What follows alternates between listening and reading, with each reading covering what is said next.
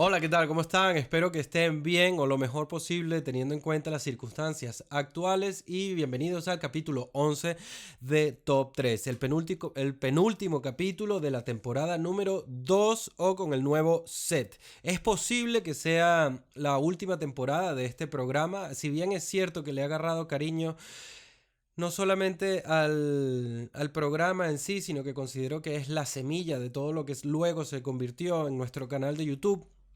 Pues creo que existe la posibilidad de que este programa mute y no como tal se extinga. Entonces, para no darle más largas a esta introducción, bienvenidos al capítulo 11.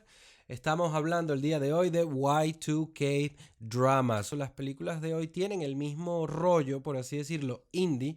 Son de la misma época de aquel episodio de Top 3. Sin embargo, en este caso, todas lidian con la pérdida de un ser querido. Entonces se preguntarán, coño, Andrés, la intención del programa originalmente no era que la gente se distrajera un poco y olvidara todo lo que está pasando. Dudo que un drama, especialmente donde se trata la pérdida de un familiar, sea provechoso para el fin que pretende. Y entonces en este caso yo digo, bueno, sí, es cierto, a primera vista o a nivel superficial uno puede considerar eso.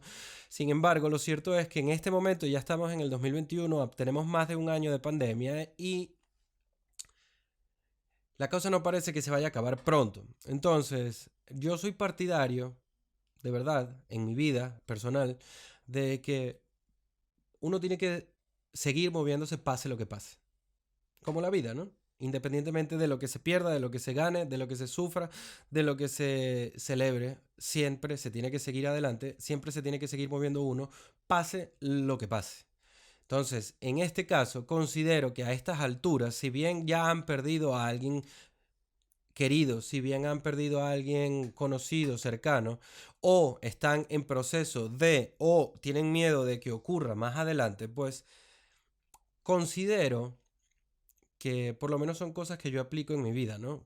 Y cosas que yo aplico en mi vida es abordar las cosas de frente, en el face to face, afrontar la música y darse con todo, con lo que sea que esté viniendo. Entonces, creo que estas películas, si bien es cierto que pueden ser delicadas para alguien según las circunstancias en las que se encuentren, también es cierto que todos los personajes viven el luto y lo superan, porque son películas, ¿no?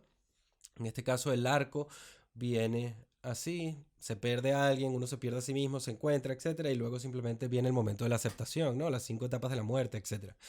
Entonces, mi intención con estas películas es que si alguien las ve y alguien está de alguna forma lidiando con la pérdida de alguien o lidiando con cualquier otro problema, devenido de la pandemia, devenido de la situación económica, devenido de la pérdida de trabajo, de lo que sea que se encuentren, pues pueden entender que todo, pueden no entender porque estoy seguro que lo entienden, pero pueden quizás asumir y lidiar con el hecho de que todo eventualmente pasa. Nada es eterno. Ningún sufrimiento, ninguna alegría es eterno. Lo único que sí es eterno es el día a día, el una vez más levantarse y enfrentar la vida. Entonces, sin más que agregar al respecto la razón o explicaciones de por qué incluyo estas películas, a pesar de que puedan ser delicadas, voy con ellas. Las películas de hoy son Garden State, Choke, Escher, Go Getter. La primera película.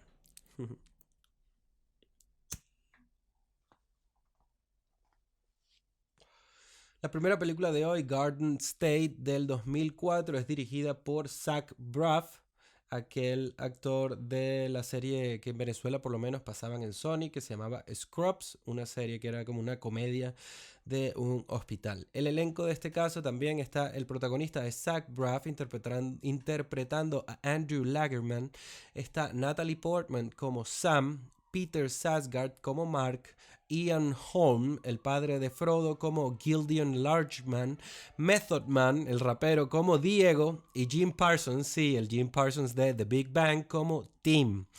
Entonces, en esta película, el personaje Andrew Largeman regresa a un pueblo del cual creo que puede ser que tenga una década de haberse ido, para atender al funeral de su madre. En este caso, la trama sigue a Andrew a medida que primero retoma contacto con las personas del pueblo, es decir, personas, amigos, amistades, conocidos con los cuales ha cortado lazos de forma brusca desde hace 10 años, y también tiene que enfrentarse o de nuevo lidiar con la relación que tiene con su padre psicólogo, es decir, el señor Ian Holm. Entonces,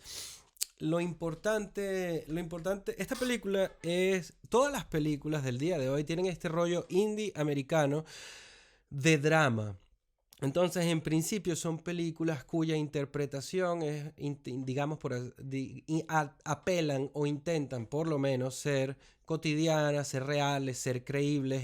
En esta película puntual, pues el elenco obviamente ayuda. Estamos hablando de Zach Braff, Peter Sarsgaard y Natalie Portman. Zach Braff es de hecho el que menos podría, el que uno podría alegar que es peor actor de los tres. Y la película, yo me recuerdo, yo la vi quizás en el 2005 o en el 2006. La renté en un videoclub en Venezuela. Entonces, esta película pues no solamente va de la pérdida, que sí, sino sobre todo va de retomar el contacto que a veces uno puede haber perdido o haber zanjado de una forma brusca con una etapa de nuestra vida. Yo creo que la película en sí no va tanto del luto o de la pérdida de un familiar, sino más del reencontrarse con uno mismo y reencontrarse quizás con las raíces, aquellas raíces que a veces ciertas personas, incluido yo también, arrancan de algún momento de su vida cuando es momento de moverse a otra vida. Entendemos, por lo menos yo entiendo que a veces la vida va de vidas en vidas, ¿no? A veces uno tiene una vida, cambia, tiene otra vida, cambia, tiene otra vida, cambia, tiene otra vida, cambia. Y a veces esos cambios no hay maneras de hacerlos, digamos, paulatinos o con un fade out o un crossover, sino simplemente se hacen drásticamente, se arranca la raíz y uno sigue adelante. Entonces, en este caso, el personaje regresa a su pueblo y no es tanto el luto en sí, que sí, obviamente, es la razón por la cual regresa y la razón por la cual se siente una sensación de pérdida y de tristeza o de gris, una emoción grisácea en toda la película es por la pérdida de la madre. Sin embargo, él tiene que lidiar con encontrarse consigo mismo y con retomar el contacto de personas que en algún momento fueron significantes en su vida, pero que ya no, porque cortó la relación de forma brusca. Vale, para mencionar una escena que a mí me gusta mucho de esta película, hay un personaje que se hizo millonario porque inventó un velcro que no suena. Velcro, entiéndase, cierre mágico para nosotros los venezolanos. Y entonces en este caso, como es un chamo, es un carajo millonario que está simplemente, digamos, que ya hizo lo que tenía que hacer, tiene toda la plata del mundo y entonces ahora no tiene como una finalidad en la vida, sino simplemente disfrutar de ver el tiempo pasar, ¿no? Entonces en este caso hay un juego que él agarra un arco y flecha, lanza la flecha para arriba, todos están abajo y tienen que correr para que la flecha no les caiga encima. Entonces supongo que es un juego que sin duda le podría servir a cualquier millonario que no tiene nada que hacer, porque en el fondo todos, cuando no tenemos nada que perseguir porque hemos logrado las metas, digamos, hasta cierto punto, las principales en la vida, pues tenemos quizás tender, depende, ¿no? Si uno se quiere seguir sintiendo vivo, a ser como los pajaritos de las autopistas que se lanzan al coche solo para esquivarlos. Entonces, la primera película de hoy es Garden State, dirigida por Zach Braff del 2004, buena película para empezar. La segunda película de hoy, del 2008, dirigida por el señor Clark Gregg, quien adapta, no sé si una novela o un cuento corto del escritor de Fight Club, Chuck Palahniuk. Está interpretada, o elenco está conformado por Sam Rockwell, interpretando a Victor Mancini, Clark Gregg como Lord High Charlie, Curly McDonald como Paige Marshall, Angelica Houston como Ida Mancini y Brad William Henke como Denny.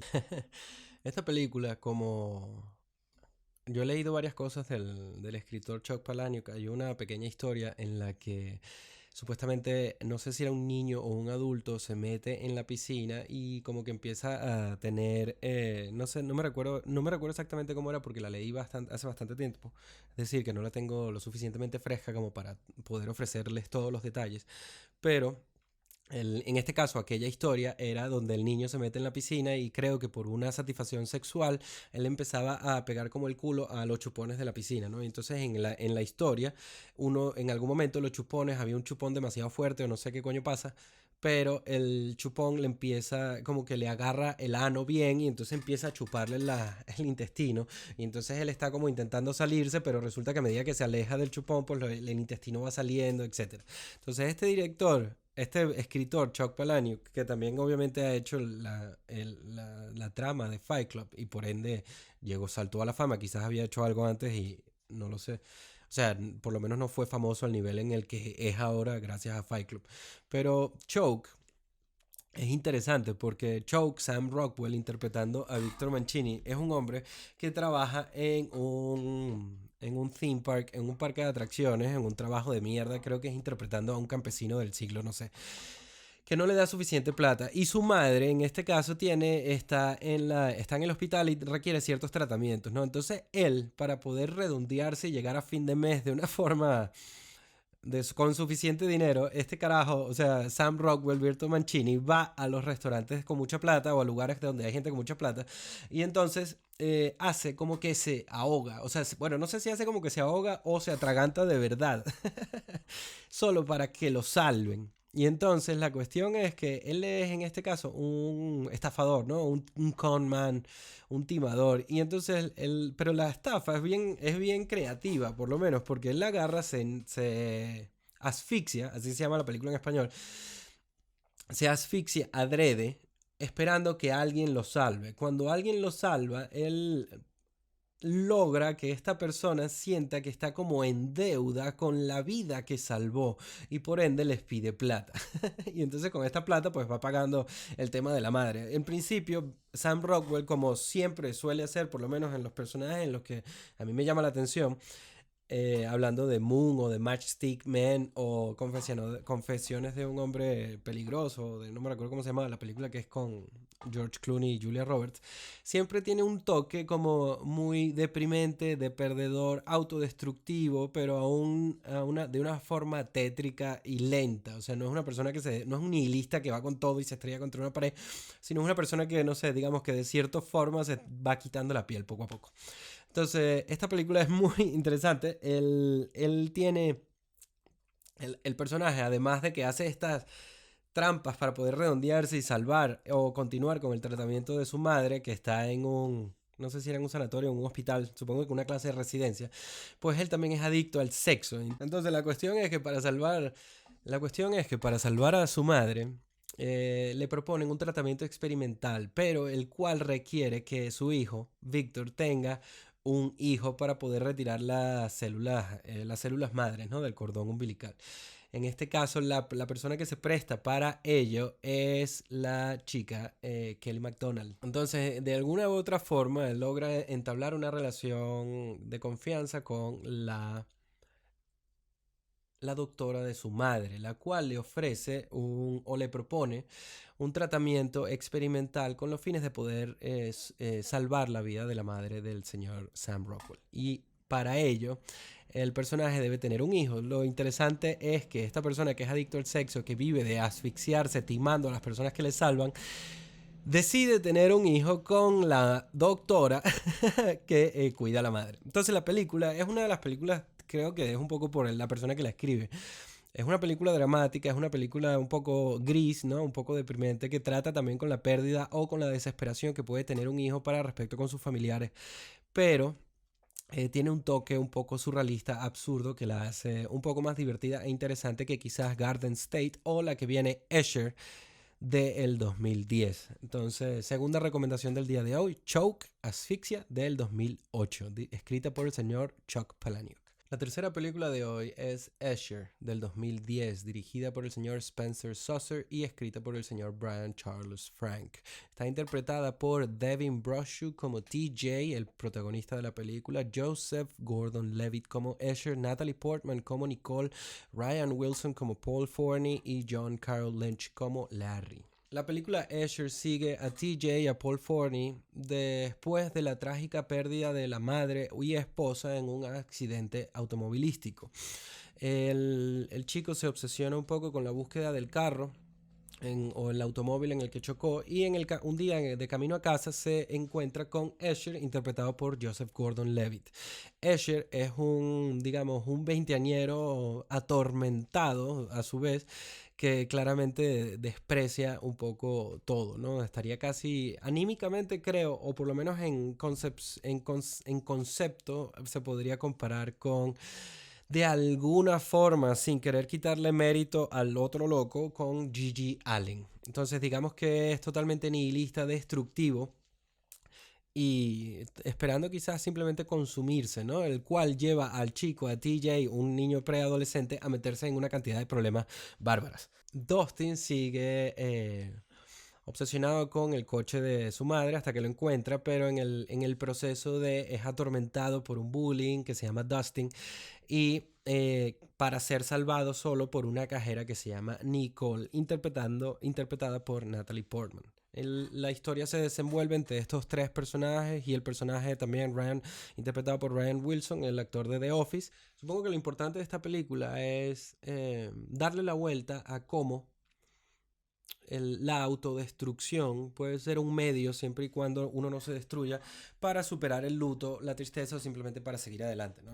Los tres personajes, esta puede ser que sea la película en principio más deprimente de todas, porque la verdad es que no solamente por la pérdida de la madre, no solamente por Nicole o por cómo es Escher o qué le pasa en el bullying, sino también la influencia del thrash metal, de el personaje que es el típico personaje maloliente, de que poco se baña, o sea, que está un poco vuelto mierda, ¿no? Entonces, esta película sin duda puede ser la más fuerte a nivel no solamente anímico, sino estético también. Entonces, pero sí creo que es importante no solamente abordar el drama desde un punto de vista de la depresión o de la tristeza, sino también desde la autodestrucción. O sea, porque estoy convencido que quizás porque yo lo he vivido, ¿no? Yo he sido autodestructivo en muchas ocasiones, no tanto por ningún luto puntual, sino simplemente destructivo en general. Entonces, creo que a lo largo de mi vida, quizás en este momento, ya en el 2021, puedo decir que confío o que creo que al final romperlo todo mm, no es el camino, ¿no? Sino más bien intentar, de alguna forma, si uno tiene la tendencia a ser autodestructivo, pues lidiar con la ira, porque la autodestrucción no es más que ira, y la ira, la ira que consume desde adentro el odio, el rencor, el resentimiento, no es más que tristeza. Es una tristeza que aflora de esa manera, pero sigue siendo dolor, sigue siendo sufrimiento. O sea, la ira no es más que dolor. Entonces, creyendo que pueden cualquiera de las personas quizás en algún momento dado sentirse de esta manera y quizás romperlo todo, pues bueno, esta película puede indicar que no solamente se puede salir de la autodestrucción, sino que realmente no es el camino a seguir. Porque al final, a pesar de que suene muy hippie y suene demasiado lame, el amor, la comprensión, la paciencia y respirar profundo suelen ser la manera para solucionar cualquier pérdida, tristeza, dolor o cuestión que se tenga que resolver en la vida. Entonces, el amor, this is the way. La ñapa de hoy es Go Getter del 2007, dirigida por Martin Hines, interpretada por Lou Taylor Pucci como Mercer, Zoe Deschanel como Kate, Jenna Malone como Joe Lee, Nick Offerman como Nick the Porter, Judy Greer como Better Than Toast y Maura Turney como Hal Spence. Esta película, a diferencia de las otras tres, si bien es cierto que tiene el mismo punto de partida, que es a que al personaje principal, es decir, a Mercer, interpretado por Lou Taylor Pucci, se le muere la madre, y de eso desencadena toda la trama de la película. En este caso, el personaje, en vez de... La razón por la que digo que quizás puede ser la más buen rollera es porque esta película es aquella que mezcla estar on the road, estar en la carretera, estar de viaje, con el luto o con la pérdida de un familiar. Entonces, en este caso, el personaje principal, tras la muerte de su madre, se roba un coche en Oregon y se embarca en la búsqueda de su hermano, con el cual tiene mucho tiempo sin saber. Entonces, este tipo de cosas a veces sí que es cierto que suelen desencadenar o desarrollar ciertos eventos que permiten que las personas entren en contacto con familiares o con conocidos o con amigos que tienen tiempo sin relación. Entonces, esta película, como digo, es la más esperanzadora de todas, porque si bien es cierto que parte desde la pérdida de un familiar, si bien es cierto que la persona está sufriendo, si bien es cierto que robarse los carros e irse, embarcarse en un viaje no suele ser la manera de solucionar las cosas, el personaje principal empieza a desarrollar como una clase de relación o conexión con la dueña del carro, Zooey Deschanel. Entonces, para esta película creo que es la que yo dejaría por lo menos para el domingo. Y en principio... la recomiendo como ñapa porque las otras tres son como más emblemáticas de los que fueron este Y2K drama de los años 2000. Entonces, para cerrar, podemos decir que tenemos a Garden State, Choke, Escher y The Go-Getter. Las cuatro películas son muy, muy buenas películas de gente, de drama, de normalidad, de cotidianidad. Quiero decir, si bien es cierto que perder a alguien no es lo cotidiano, aunque puede ser que sí lo sea en estos últimos 2 años, cuando digo que estamos en un drama, no digo que estamos en un drama como El Pescador de Ilusiones de Fisher King, que no estamos en un drama como Leonard, que no estamos en un drama como el Príncipe de las Mareas. O sea, no estamos con Nick Nolte borracho entrándole a golpes a toda su familia. No, estamos con personas que en principio tienen un buen fondo, pero que se ven envueltos bien en encontrarse a sí mismos, en retomar el contacto con un hermano, en lidiar con la responsabilidad para poder salvar a su madre, y en general creo que simplemente son la razón por la cual realmente yo las comparto es porque creo que nos podemos identificar con estos personajes y creo que en principio estos personajes, como lo han hecho conmigo en algún momento pasado, pues sirven para enseñarnos cosas, aprender cosas y en general darnos quizás un empujoncito para que podamos tomar el primer paso a seguir con nuestras vidas. Entonces, gracias por estar aquí de nuevo, una vez más, en el episodio 11. Espero que estén lo mejor posible considerando las circunstancias que a todos nos pesan y que si quieren comentar, compartir, suscribirse, darle like o simplemente mentarme la madre o decirme que no les gustó o qué película dejé fuera, pues están bienvenidos para hacerlo. Espero que estén bien y chao.